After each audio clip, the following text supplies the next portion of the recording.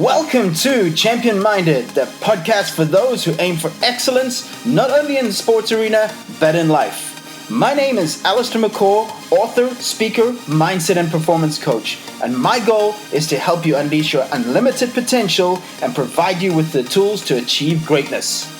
Are you ready to become champion minded? Then let's do this.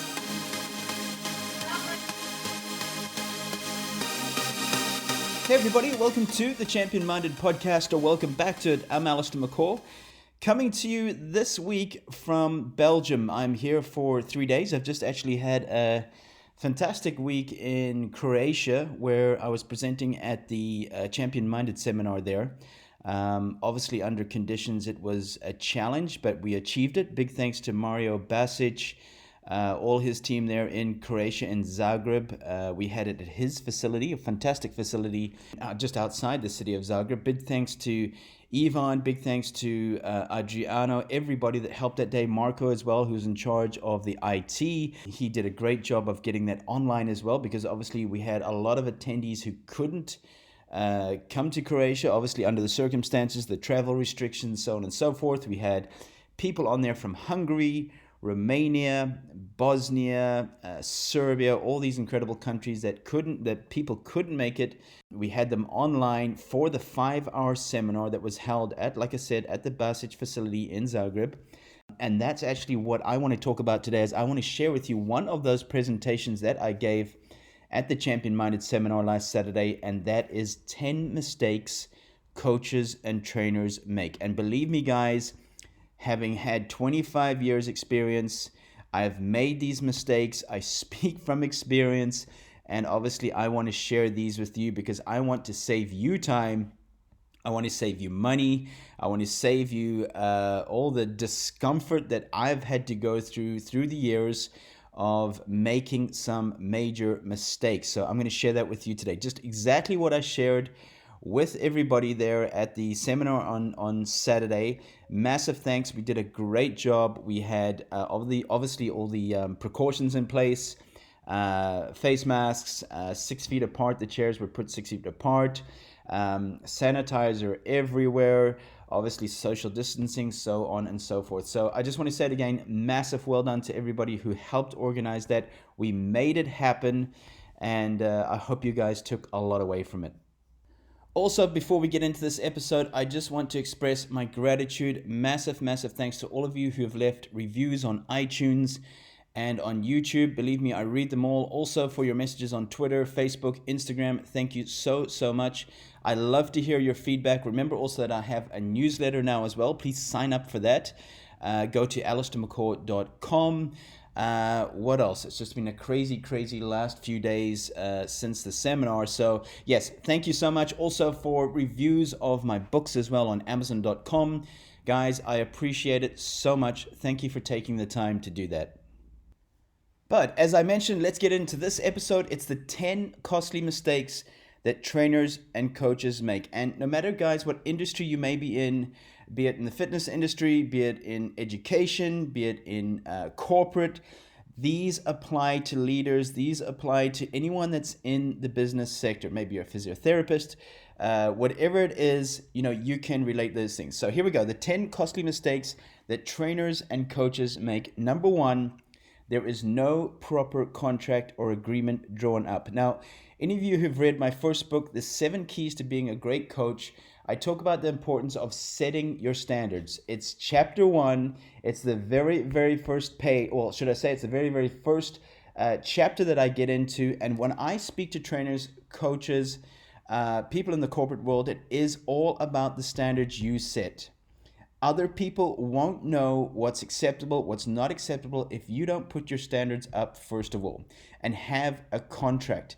Now, if you're in the fitness industry, believe me, there is a lot of gray areas, and this is where a lot of unhappiness comes, a lot of disagreements come in, a lot of relationships break down between the coach, the trainer, and the client because a contract hasn't been properly drawn up. It's just been quickly looked over.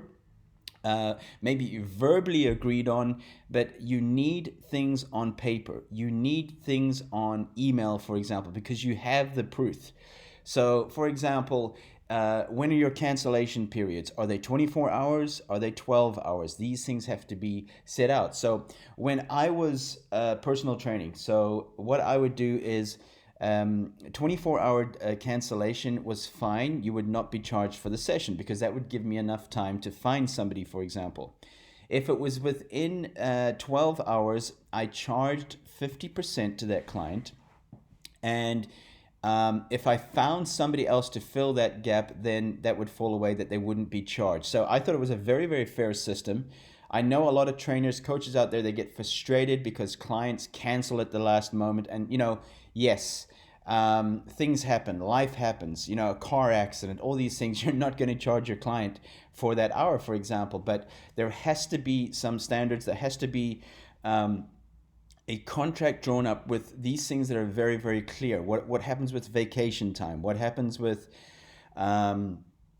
late payments, etc. Make sure that you draw these things up early and make sure before you have your client start with you that you sign up, that they sign and agree on these things. This is so, so important. So number one, there has to be a proper contract and agreement drawn up between you and the client. That's incredibly important. Number two, of the 10 costly mistakes that trainers and coaches make is that they oversell and underdeliver. Now, we know in the fitness industry, false advertising exists. In fact, it's probably one of the industries where the most false advertising exists. So we see those pictures of people that lost 10 pounds in 7 days, or some crazy amount of, say, 15 kilograms in 2 months, whatever it may be. Guys, we all know that diets don't work. We all know that these things are gimmicks. There's over 300,000 registered diets in the United States alone. Okay, it's a massive, massive industry. But when you're overselling, when you're promising clients results, that's a very, very tricky area because they are going to hold you accountable to that. They're going to hold you to that said, well, at the beginning, you said I could lose X amount. And we know everybody works differently. Everybody's body is differently. Everybody responds differently to certain training. So be careful that you don't oversell yourself because your client will hold you to that. And, if they don't see those results, they might see some results, but they don't see the results that you promised them. They're going to start doubting your program. They're going to start doubting you. They're going to start losing trust in you, for example. And I've seen it time and time again in the industry. Number three, there is no proper screening of the athlete and client. Now, this is important, and here's an area that I spoke quite a lot about on Saturday at the Champion Minded seminar, was if you don't have the facilities or you don't have the proper screening equipment, for example, rather don't do it, or rather, as I say, send them to somewhere where it can be done properly. And there has to be consistency in the screening and in the progress of that client. Now, one thing in the fitness industry is if they take body fat, for example, there can be the calipers, there can be the bioelectrical impedance, there can be the handheld systems, for example. I've found them in my experience very, very inaccurate. And you know it, you've been there before, the nerves of having a client holding one of those things and you're just wondering to yourself what number is going to get spurted out from this machine right now. And, of course, if clients don't see numbers improving, they obviously become very demotivated and disappointed, for example. And again, that can weigh heavily against your program, your system, and obviously the trust they have with you as well. So make sure if you're going to do proper screening and testing, make sure you have the right equipment, number one. If you don't, send them to somewhere where they do have the right equipment. Yes, it might cost them a little bit more. Explain to your client why they are going to do this, for example. Be consistent in when those are done. So again, getting back to point one, in the contract, there's an initial screening test, for example, maybe every 8 weeks thereafter. You decide, but make sure you stay consistent in that screening and testing of your client. Number four is they don't save money for rainy days. Now, in the industry, we know that our clients go away on vacation. We go away on vacation. There's sickness, there's illness. This works both ways. Of course, you, the trainer, you the person that runs the business, for example. So do you account or do you take into account the money that you will be losing during those times? Now, I would always say to myself, 6 weeks of the year is when I don't earn money. Either I'm on vacation, or for example, I have a lot of clients away. It could be December, it could be summer holidays. And when you look at a full year of 12 months, realistically, you're probably only going to make 10 months of those. So divide that from 10. You're not making 12 full months. Most of the time, you're not making 12 months of salary. So put money away for those months that you're probably not going to be earning as much as you usually would. Number 5 of the costly mistakes coaches and trainers make is they copy and paste workouts. I've seen this time and time again where somebody will copy a workout of a professional athlete or a model or all these things that you might see in a magazine or on YouTube these days, and now they give that to their client. And I've seen it especially in junior coaches, even parents who will find a video or something of a professional athlete, an adult, working out, and they believe that those exercises are just now going to make their kid all of a sudden better. And you have to understand that it's been years of progression that's got that professional athlete to where they are, for example. So copy and pasting workouts is a recipe for disaster. Sure, have a look at it. Maybe there's some things that you could use there, but taking into account the age of the athlete or the client, for example, how their history, all these things make a massive difference to how they're going to respond to those exercises. Number 6, they lack consistency. Now, we could have a whole episode on consistency. I'm talking about consistency in moods. I'm talking about consistency in time management. I'm talking about consistency in work ethic. I'm talking about consistency in communication. All these things that can lead to frustration between you and your client. Especially for your client, you might start off well, but then you start arriving 5 minutes late. Your communication is poor. You don't reply to messages. There's a lack of consistency in your work ethic, for example. These are things that cost you dearly in the end. You have to deliver top quality service, and you have to be on your game all the time. Like I said on Saturday at the seminar, I said, we are like DJs. If you switch on the radio and there's a disc jockey that's not in the mood for his or her show, you're obviously going to switch over to the other channel. Same thing for personal trainers, coaches in the industry, is you have to be on. That's the way it is. You can't bring your problems from home. You can't bring your bad moods, all these things. There has to be consistency. Number 7 in the costly mistakes that trainers and coaches make is they fail to build a network. Yes, relationships and network are the key to your success in future jobs, in learning more, in experiencing more from this industry. We learn from each other. Build a network. Have a goal as to how many new people you want to meet a week, for example. Maybe it's 3 new coaches. Connect with other sports, connect with other people. It's so easy today on social media to connect with so many other people linked to your industry, but you have to put in the work. You have to make the effort. You have to go seek out these people. Don't always be looking for what you can get from them. Offer people what you can do for them. That's how I've built my network, adding value, seeing where I can help others, and that's how I've been able to grow my market, my brand over so many sports, over corporate, education, all these things, is that I've worked on building my network, especially in the last 5 years. Number 8, trainers forget that not everybody loves fitness or training as much as they do. Yes, you might be passionate about what you do, and that's fantastic. You love fitness, you love sports performance, physiotherapy, sports psychology, whatever it may be, but understand that your client doesn't maybe enjoy it as much as you do. Now, and we know that exercise is one of those areas where not everybody is super keen to get up in the morning and go exercise.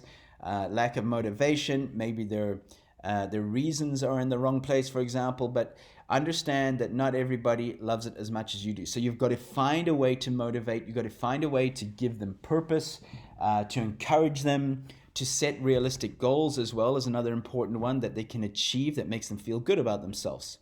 So that is number 8. Number 9, they have a static mindset. Coaches and trainers are stuck in the place of that's the way it's always done, or I've always had results like that, or even worse, they're just too lazy and not committed to getting better, to improving themselves, to learning.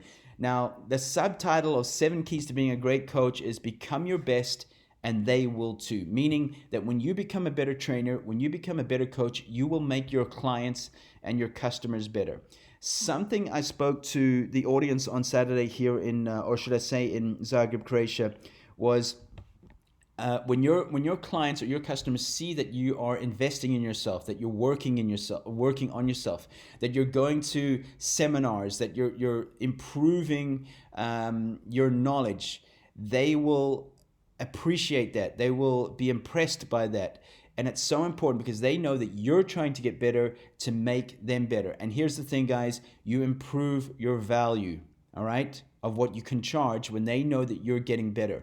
If you're trying to bump your prices up, understand that your client's going to be thinking, well, what value is in this? Why are you just putting your price up? And we went into detail on that in the seminar about coaches and trainers maybe undervaluing themselves, charging too little. But there has to be proof of why I should pay you more.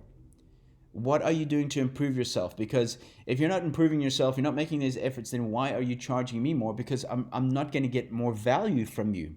So hopefully that makes sense. And number 10, the final one in the costly mistakes that trainers and coaches make is they don't communicate well or listen to their clients and athletes. Now, one thing I did in my early stages of my career was I spoke too much. I felt I had to fill gaps. I felt I had to keep educating and talking all the time. Where I learned that my client or my customer or my athletes are only going to tune in to the important stuff. And if I talk too much, they're going to lose that message. Now, we all know, hopefully it's not you, trainers and coaches who just talk too much. In fact, it's in the top 3 things that athletes dislike and customers, clients dislike in trainers and coaches is that they talk too much. Now, I have what I call the 80-20% theory, and that is listen 80% of the time and talk 20% of the time. Because when you talk just that 20%, believe me, your athletes and your clients are going to tune in more, okay, if you're just talking 20% of the time. But one last thing on there is that the more I kept quiet, the more I opened my ears, the more I learned about my customers and my athletes, and the more I was able to help them. The more I listened to my mentors, other coaches, the more I was able to get better in what I did. That's where it comes from. Understand that when you talk, you're only saying things you know. When you listen, you're learning. So there we have it, guys. Very, very briefly, this was actually a 2-hour presentation on the weekend. I've cut it down to probably under 20 minutes. The 10 costly mistakes that trainers and coaches make. Take these down. I'm going to go through them right now. Number 1, there is no proper contract or agreement drawn up. Number 2, they oversell and underdeliver. Number 3, there is no proper screening of the athlete or client. Number 4, they don't save money for rainy days. Number 5, they copy and paste workouts. Number 6, they lack consistency. Number 7, they fail to build a network. Number 8, trainers forget that not everyone loves fitness or training as much as they do. Number 9, they have a static mindset. And number 10, they don't communicate well or listen to their clients or athletes. So there you have it, guys. I hope you enjoyed that one, the 10 costly mistakes trainers and coaches make. Remember that this podcast is available on YouTube and on iTunes. Connect with me on social media on Twitter at Allistair McCall, Instagram Be Champion Minded, and on Facebook Allistair McCall page. All books available on Amazon. So remember, you were made for greatness. Now go do the work. Stay champion minded.